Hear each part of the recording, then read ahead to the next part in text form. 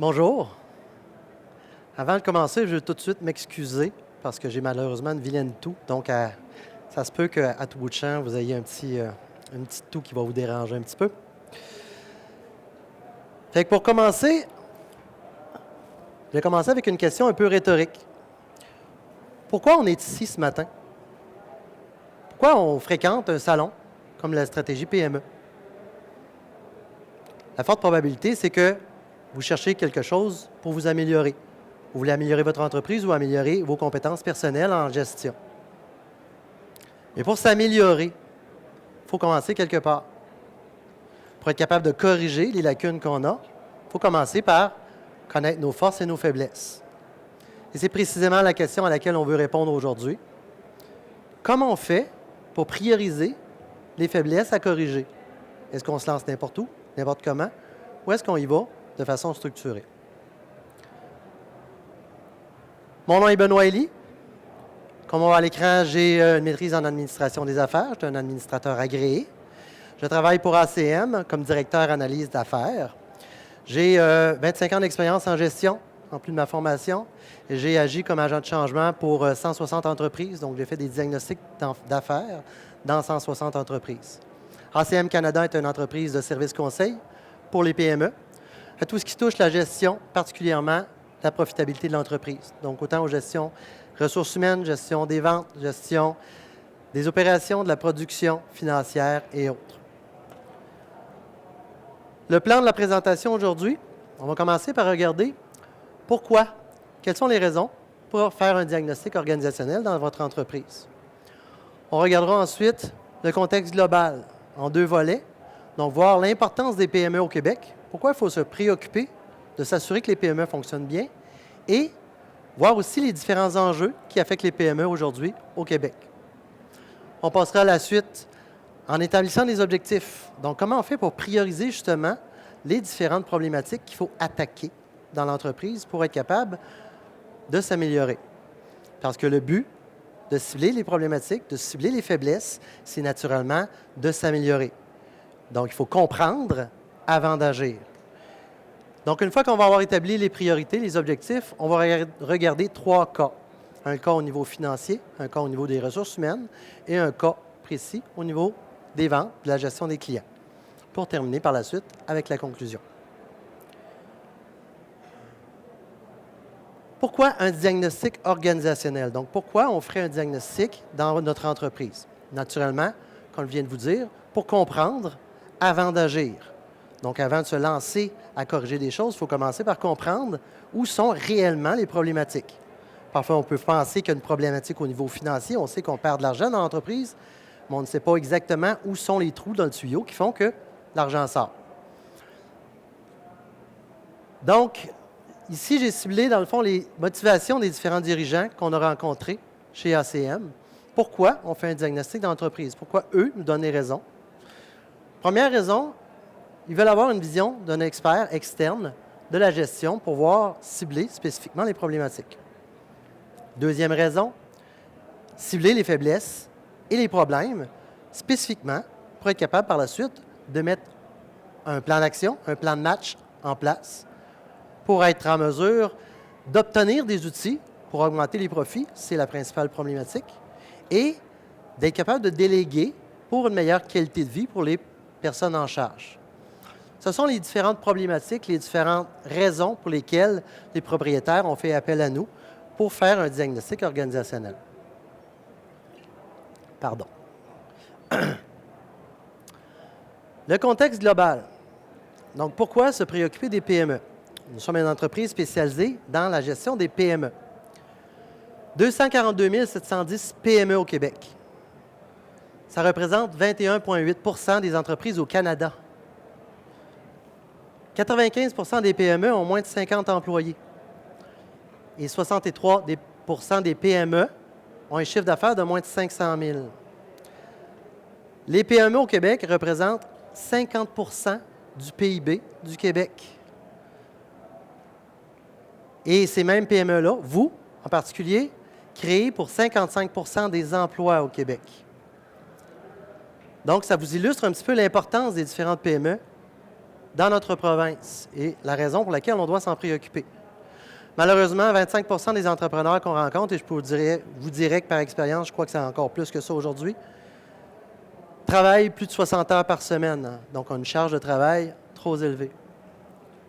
Et c'est une des problématiques. Les principaux enjeux qui affectent les PME au Québec actuellement. Au niveau des ressources humaines, pénurie de main-d'œuvre compétente. Je pense que je n'ai pas à vous convaincre de ça. Manque de relève. La pénurie de main-d'œuvre, depuis 2004, le taux de postes inoccupés au Québec est passé de 2 à 3,9 %, a pratiquement doublé. C'est la province la plus affectée au Canada à ce niveau aussi. Le manque de relève, les prévisions 10 ans, c'est qu'on va perdre entre 5 700 et 10 000 entreprises qui vont devoir fermer leurs portes par manque de relève au cours des 10 prochaines années.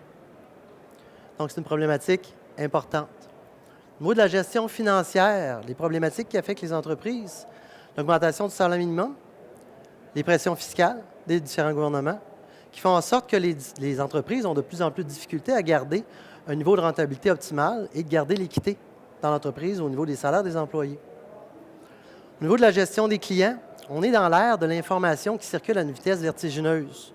Donc, les changements rapides dans les attentes des clients, les changements rapides dans le mode de communication font en sorte qu'il faut être très agile au niveau de la gestion des ventes et du marketing pour être capable de faire sa place dans le marché. Établir des objectifs. On a vu avec le contexte général qu'il faut comprendre les forces et faiblesses avant d'agir. On a vu aussi pourquoi c'est important de se préoccuper des PME au Québec. Mais, par où commencer? Comment on fait pour prioriser? Donc, vous allez être d'accord avec moi que ce qui est à l'écran ici, ce sont les 3 priorités dans l'entreprise, les 3 pôles qui font en sorte que l'entreprise reste debout. Satisfaire les clients, donc les clients, communiquer aux employés, de bien gérer les employés et de gérer les profits. C'est un peu comme 3 pattes qui tiennent un petit banc sur lequel vous êtes assis comme propriétaire d'entreprise. Si une de ces pattes-là ne va pas bien, le banc est moins solide et si la patte casse, vous êtes aussi sur le derrière. Si on veut contrôler l'entreprise, si on veut améliorer l'entreprise, les priorités sont à l'écran. Ce sont les 3 volets, si on veut, à travailler en priorité. Il faut commencer par cibler des objectifs. Ensuite, donner un plan d'action pour atteindre ces objectifs-là. Structurer l'entreprise, organiser l'entreprise pour être en mesure de contrôler à mesure qu'on avance vers ces objectifs-là.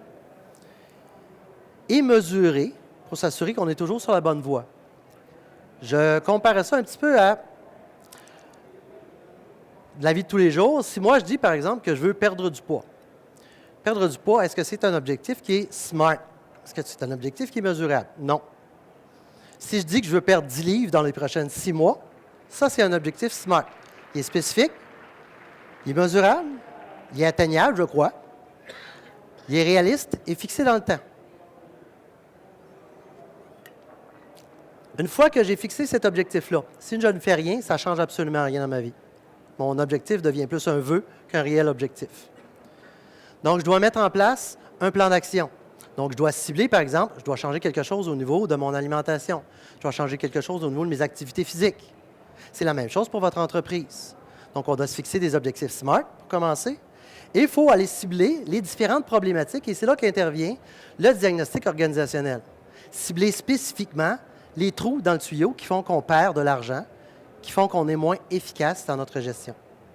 Une fois qu'on a établi le plan d'action, par exemple, que j'ai changé mon alimentation, que j'ai changé mon plan d'entraînement, mon plan d'activité physique, bien, par la suite, je dois me donner des moyens pour mesurer, pour savoir est-ce que je suis en bonne voie pour me rendre là. Donc, par exemple, je vais avoir une balance pour me peser. Donc, dans l'entreprise, il faut mettre des indicateurs de gestion, il faut comparer, savoir si je suis en voie d'atteindre mes objectifs ou non, pour corriger à mesure qu'on avance, pour se rendre là. Donc, le diagnostic organisationnel vient intervenir sur ces 3 points-là en particulier pour s'assurer qu'on gère les priorités dans l'entreprise. Mais le diagnostic organisationnel va aller chercher les problématiques spécifiques dans l'entreprise pour être capable de se concentrer, prioriser les choses les plus importantes. Le cas numéro 1. Vous comprendrez que les cas, première chose, les noms sont fictifs, naturellement. Deuxième chose, la majorité des entreprises que j'ai rencontrées, les problématiques étaient sur les 3 volets. La majorité. Par contre, dans le but de la présentation aujourd'hui, j'ai été spécifiquement chercher des problématiques au niveau financier, au niveau de la gestion des ressources humaines et une autre au niveau de la gestion des ventes, la gestion des clients. Le premier cas que je vais vous présenter, c'est Jean et Marie, qui sont un couple dans la quarantaine, propriétaires depuis 11 ans d'une entreprise de transport spécialisé. C'est de très bonnes personnes qui veulent beaucoup pour leur entreprise, pour leurs employés, qui sont mariés, qui ont 3 enfants, mais qui sont au bout du rouleau, qui travaillent 70 heures par semaine chaque. Et je vous explique pourquoi avec la prochaine diapositive. Quand Jean a démarré l'entreprise avec Marie, ils ont commencé pendant quelques années avec une progression naturelle. Depuis 2012, les ventes ont explosé de 1200 % et passé d'un chiffre d'affaires de 600 000 à un chiffre d'affaires de 7,8 millions. Donc, vous comprenez que, naturellement, il a dû ajouter du personnel, mais il a littéralement mis des plasteurs. Il a ajouté du personnel, mais il n'a absolument pas dirigé ce personnel-là. Il n'a pas donné de rôle, il n'a pas donné de responsabilité. Donc, naturellement, comme personne ne savait où se diriger, tout le monde se dirigeait vers Jean. Donc, ça lui amenait une charge de travail extraordinaire et ça amenait un stress important, particulièrement dû au fait que, malgré l'augmentation des ventes, si on regarde les profits, ces profits ont connu la tendance inverse. Ont passé de 9,25 % de profitabilité à ses débuts, en 2012, à moins 1,41 % en 2017. Donc, c'est une baisse de 115,24 % de la profitabilité. C'était la principale raison de notre présence dans cette entreprise-là. Le stress venait particulièrement de la gestion financière de l'entreprise. Pour expliquer un peu le cas, normalement, dans une entreprise, dans vos entreprises, le chiffre d'affaires devrait augmenter d'une année à l'autre. Et normalement, quand l'entreprise est bien structurée, les profits devraient suivre en pourcentage les ventes. Malheureusement, il faut comprendre qu'à mesure qu'on avance dans les ventes, il faut ajuster la structure de l'entreprise. Si on n'ajuste pas la structure de l'entreprise, c'est comme partir avec un petit radeau qu'on avait sur un étang tranquille et aller sur la mer agitée avec le même petit radeau. On risque de se planter, tout simplement, et avaler une bonne gorgée d'eau. Donc, c'est ce qui est arrivé avec l'entreprise de Jean et Marie. En allant faire le diagnostic pour aller cibler le plus précisément possible les problématiques de cette entreprise-là pour être capable, d'après ça, de les corriger. On s'est aperçu que, première chose, il n'y avait aucune planification. Il n'y avait aucun objectif quantifiable et mesurable qui avait été établi. Il n'y avait jamais non plus établi de budget pour être capable de contrôler les finances de l'entreprise. Il n'avait pas fait de mapping des processus, de cartographie des processus pour savoir quelle est la meilleure recette de fonctionnement dans mon entreprise, pour être capable de m'aligner sur cette recette-là et aligner mon personnel aussi sur cette recette-là. Plus encore, son coût de revient était mal calculé. Donc, comme il ne connaissait pas son coût de revient, il était incapable de calculer le rendement net par activité, donc il vendait la majorité de ses services à perte. Donc, il vendait, mais il travaillait de façon bénévole, finalement. En plus, finalement, on s'est aperçu qu'il n'y avait aucun indicateur de gestion, aucun tableau de bord lui permettant à lui d'avoir une image claire, nette et précise vers où il s'en allait financièrement dans l'entreprise. Ce qui créait des problématiques importantes. Donc, baisse de profit naturellement. Son entreprise avait grossi tellement rapidement qu'il n'avait pas eu le temps d'ajuster sa structure de financement. Donc, il y avait une marge de crédit qui était toujours à côté, était insuffisante pour l'entreprise, et c'est ce qui créait le stress important dans l'entreprise. Donc, les solutions qui ont été apportées, j'ai expliqué à Jean et Marie qu'est-ce qu'était la gestion des profits prédéterminés. Donc, quand on travaille dans une entreprise, normalement, on va aller chercher, quand on regarde les états financiers, on regarde les ventes, on enlève toutes les dépenses qu'on a faites et on constate les résultats. Donc, on constate des ventes, on constate des dépenses et on constate des résultats. Il n'y a pas beaucoup de contrôle là-dedans. La gestion des profits prédéterminés, c'est d'y aller à l'inverse. On veut avoir une gestion plus proactive que réactive. Donc, ce qu'on fait, c'est qu'on se détermine une cible de vente. On se donne un plan de vente et marketing pour atteindre ces cibles-là, des outils pour atteindre ces cibles-là. On détermine des objectifs de profitabilité précis, SMART. On soustrait les profits des ventes et ça me donne mon budget opérationnel. Budget opérationnel que je vais ventiler dans mon budget prévisionnel en fonction du mapping des processus, de l'étude financière qui a été faite en profondeur pour établir les différentes cibles sur chacune des lignes de dépenses dans mon entreprise pour être capable après ça de mettre des outils en place pour contrôler ces cibles-là et m'assurer d'atteindre ma cible de profitabilité à la fin. Donc, on a vraiment une gestion plus proactive que réactive. En résumé, on commence par fixer des objectifs SMART, spécifiques, mesurables, atteignables, réalistes dans le temps. On met en place des budgets, des dépenses par ligne de dépenses et par fonction, en fonction de ces objectifs-là pour s'assurer de les atteindre. On définit le profit qu'on veut atteindre, qui devient la cible ultime. Ça, c'est la planification. Une fois qu'on a fait ça, on organise l'entreprise pour atteindre ces cibles-là, pour s'assurer qu'on est capable de contrôler à mesure qu'on avance. On identifie les obstacles et on met en place un plan d'amélioration. Parce que si on ne change rien, on va continuer de perdre de l'argent. Une fois que le plan d'amélioration est fait et mis en place, c'est la recette de fonctionnement. On établit des indicateurs de gestion pour être capable de contrôler à mesure qu'on avance sur le chemin pour savoir est-ce qu'on doit modifier le chemin, est-ce qu'on doit s'ajuster, est-ce qu'on est encore sur le bon chemin pour atteindre le profit qu'on a ciblé. Et tout ce qui nous reste à faire par la suite, c'est de contrôler avec rigueur, suivre avec rigueur nos chiffres, quotidiennement, hebdomadairement, mensuel, trimestriel, pour s'assurer qu'on atteint notre objectif final. C'est ce qui a été fait dans l'entreprise. Les résultats au bout d'une année, naturellement en instaurant aussi la structure financière, la structure organisationnelle et la structure de mise en marché, parce que les trois volets étaient à travailler dans cette entreprise. La profitabilité de l'entreprise est revenue à son niveau normal, soit 9,7 % de profitabilité. Les heures de travail de notre couple ont diminué de 20 heures, ce qui est quand même significatif. C'est encore un peu trop élevé, mais quand même. Le stress a diminué énormément. Et les ventes ont continué d'augmenter, mais à un rythme plus normal, donc à 11 % dans cette année-là. Deuxième cas de ressources humaines. Dans ce cas-ci, on parle de l'entreprise de Robert, qui est un charpentier menuisier de 61 ans, en fabrication, qui a une entreprise de 1,3 million de chiffre d'affaires. Robert est marié, 2 enfants. Ses enfants sont d'âge à prendre la relève, mais ils ne sont pas la relève de l'entreprise. Ils ne veulent pas prendre la relève de l'entreprise.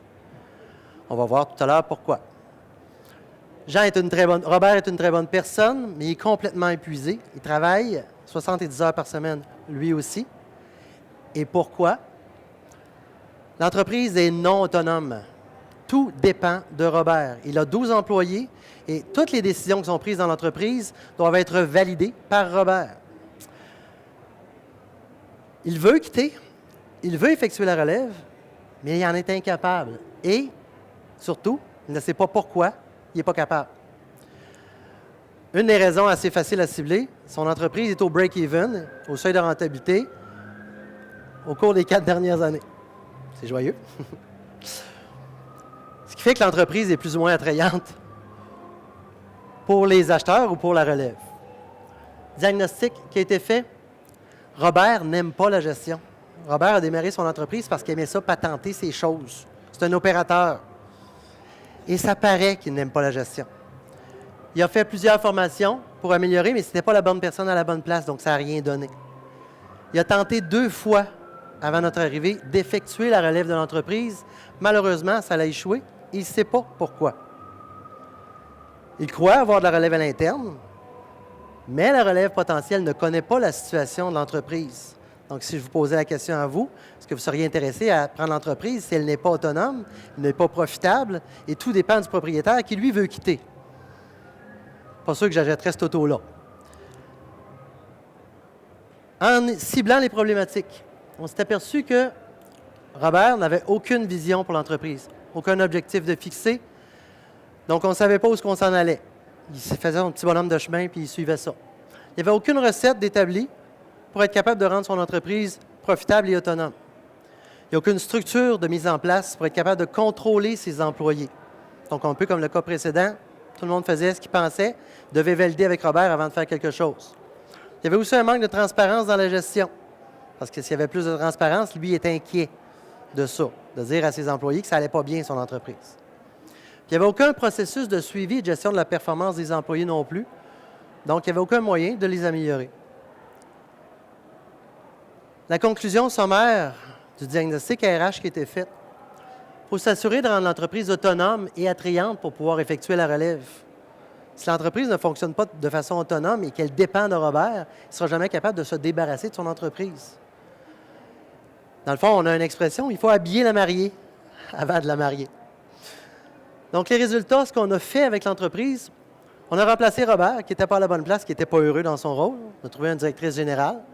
On a structuré l'entreprise, puis on a effectué la relève avec les personnes à l'interne qui, en structurant l'entreprise, là, étaient intéressées à prendre la relève. Pour illustrer un petit peu ce qui a été fait, gérer une entreprise au niveau des ressources humaines, c'est un peu comme partir en expédition pour aller escalader le mont Everest. Il faut commencer par se donner un objectif. L'objectif étant, je vais atteindre le sommet du mont Everest en tant de temps pour aller planter mon drapeau et être fier de tout ça. Une fois qu'on a établi l'objectif, il faut établir le chemin qui est à suivre pour se rendre à cet objectif-là. C'est à lui, au dirigeant, à établir quel est le meilleur chemin pour me rendre là. Une fois qu'il a établi ce chemin-là, qu'il a établi les endroits où est-ce qu'il va contrôler, il doit déterminer quels employés il a besoin pour se rendre là, qu'est-ce qu'il a besoin pour se rendre au bout de son expédition et organiser ses employés pour qu'ils soient capables d'avoir un rôle, une responsabilité claire, nette et précise, pour que tout le monde sache qu'est-ce qu'ils ont à contribuer sur cette expédition-là. Donc, ce qui est attendu d'eux autres. Et là, on parle d'objectifs. Les objectifs servent à ce que l'employé soit capable de savoir exactement ce qui est attendu de lui pour se corriger lui-même à mesure qu'on avance. Une fois que ça c'est fait, il faut qu'il cascade, qu'il communique ce chemin-là à tout le monde. Pour que si jamais Robert tombe malade ou si jamais Robert part, cette fois-ci en relève, bien que les employés qui restent en place savent exactement comment quand même se rendre au sommet. Donc, c'est un peu ce qui a été fait. Si je résume, on commence à établir un plan d'action, donc un focus, où est-ce qu'on s'en va. On établit l'organigramme de l'entreprise, donc on détermine les personnes clés, les piliers dans l'entreprise, sa garde rapprochée, pour leur donner des rôles et responsabilités claires, nettes et précises, pour s'assurer que l'entreprise ne dépend pas d'une personne, mais de plusieurs personnes, qu'on équilibre les rôles dans l'entreprise. Une fois que les rôles et responsabilités sont déterminés, on fixe des objectifs SMART pour ces employés-là, pour s'assurer qu'ils savent eux-mêmes exactement ce qui est attendu, pour qu'eux-mêmes soient capables de se corriger à mesure qu'on avance sur ce chemin. On met en place des politiques et un processus de communication pour s'assurer que tout le monde sait exactement où est-ce qu'il s'en va et comment on s'en va là. Et on met en place le contrôle, la gestion du changement, donc les indicateurs de gestion, les processus pour contrôler quand est-ce qu'on va les évaluer, ces employés-là, et qu'est-ce qu'on va faire pour les motiver pour atteindre nos objectifs. Le résultat, dans l'entreprise qu'on a parlé, avant, tout le monde s'en allait dans tous les sens. On avait une vision individuelle. Après, tout le monde était focusé vers le même but, tout le monde était mobilisé vers le but commun, donc tout le monde s'en allait dans le même sens et l'entreprise était maintenant beaucoup plus efficace.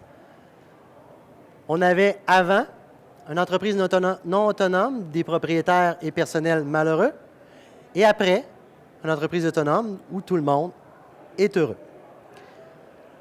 Dernier cas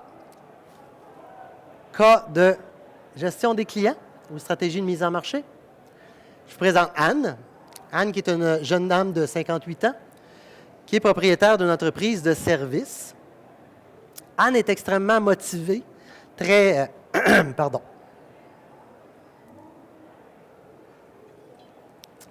Anne est très motivée, très dynamique, mais il manque un petit peu d'alignement.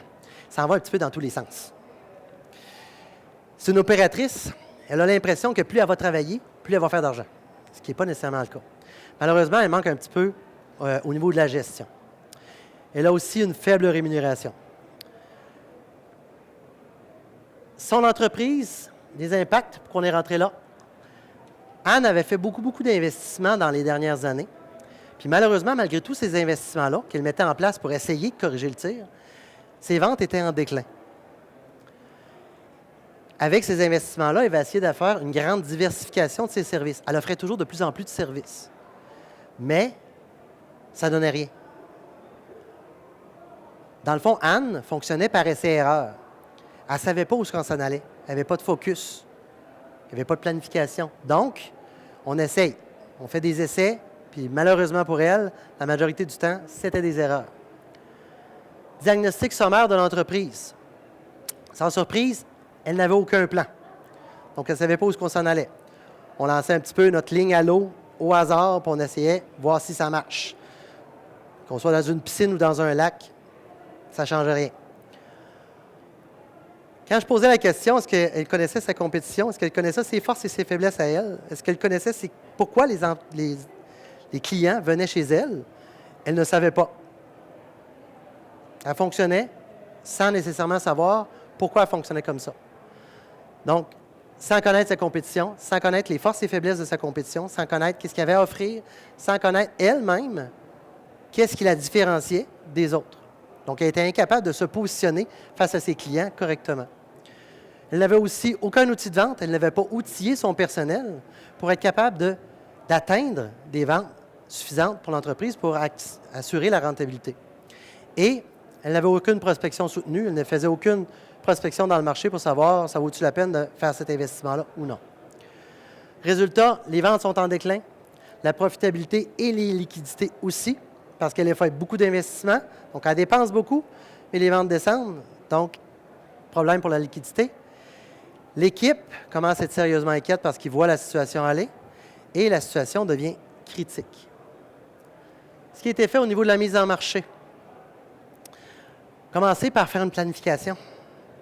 Savoir où est-ce qu'on s'en va avec l'entreprise. On a aussi fait une étude de marché pour voir quelles sont les possibilités sur le marché actuellement pour le développement de l'entreprise. Pour arrêter de s'en aller au hasard puis voir vraiment focaliser sur les principales venues pour l'entreprise.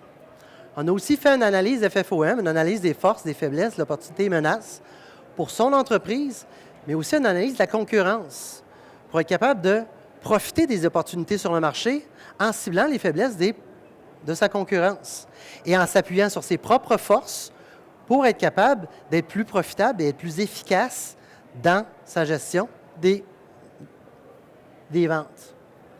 Une fois qu'on a fait cette étude-là, on a établi la stratégie, les listes d'opportunités. Voici où est-ce que l'entreprise doit s'en aller. Donc, cibler vraiment les chemins les plus profitables pour l'entreprise, qui donnent la meilleure probabilité d'atteindre les cibles. Une fois que ça a été mis en place, la stratégie, naturellement, on est allé à établir les tactiques, les outils pour le personnel de vente pour être en mesure d'atteindre ces cibles-là et mettre en place les indicateurs pour vérifier le retour sur investissement des différentes actions posées pour être capable, comme je disais tout à l'heure, d'être agile dans sa gestion des clients. Une fois que ça c'est fait, on s'assure d'avoir un suivi adéquat pour être en mesure de corriger le plus rapidement possible s'il y a une problématique à ce niveau-là. Les résultats sommaires dans l'entreprise.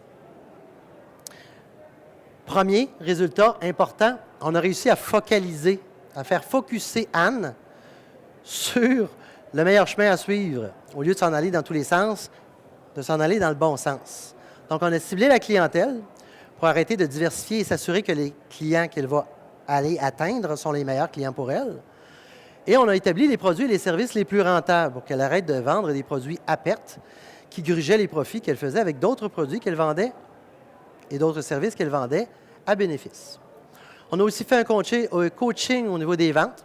Donc, on a établi des meetings, des objectifs pour les employés et des incitatifs de rendement pour s'assurer qu'ils sont mobilisés et efficaces dans leur travail. Donc, pour les rassurer, entre autres. Et on a mis aussi des outils de vente en place, des brochures, sites web, des médias sociaux dans ce cas-ci, pour s'assurer d'atteindre les cibles de vente qu'on avait établies. Fait que c'était les 3 cas présentés qui illustrent un petit peu les diagnostics qu'on a faits. Donc, en conclusion, si je reviens à la question initiale, diagnostiquer votre entreprise, connaissez-vous vraiment vos forces et vos faiblesses? Donc, pourquoi on fait ça? Bien, il faut comprendre avant d'agir. Le mot agir est extrêmement important.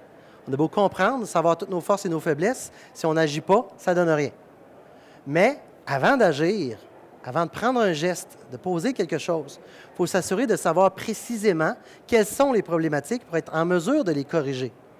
Si on ne les connaît pas précisément, j'ai beau dire, il y a de l'eau qui coule dans la maison, si je ne sais pas dans quel tuyau elle coule, cette eau-là, je ne pourrais pas le boucher, le tuyau. Comment on fait ça?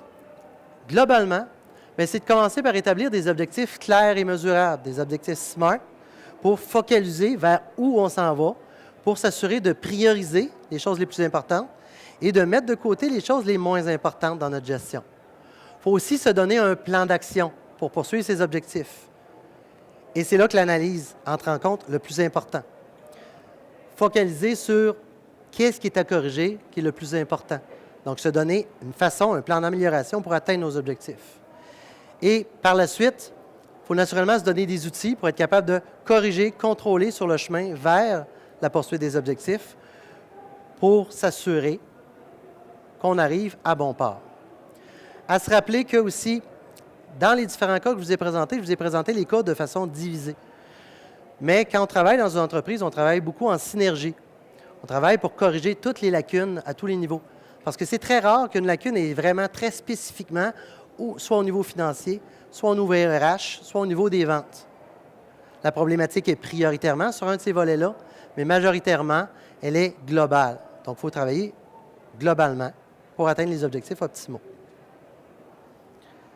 À se rappeler, finalement, comme je disais, il faut comprendre avant d'agir, mais le mot « agir » là-dedans est important. On a beau comprendre, si on ne fait jamais rien, c'est comme moi qui dis que je veux perdre 10 livres en 6 mois. Si je reste assis sur mon sofa à manger des chips, je ne perdrai jamais 10 livres au bout de 6 mois.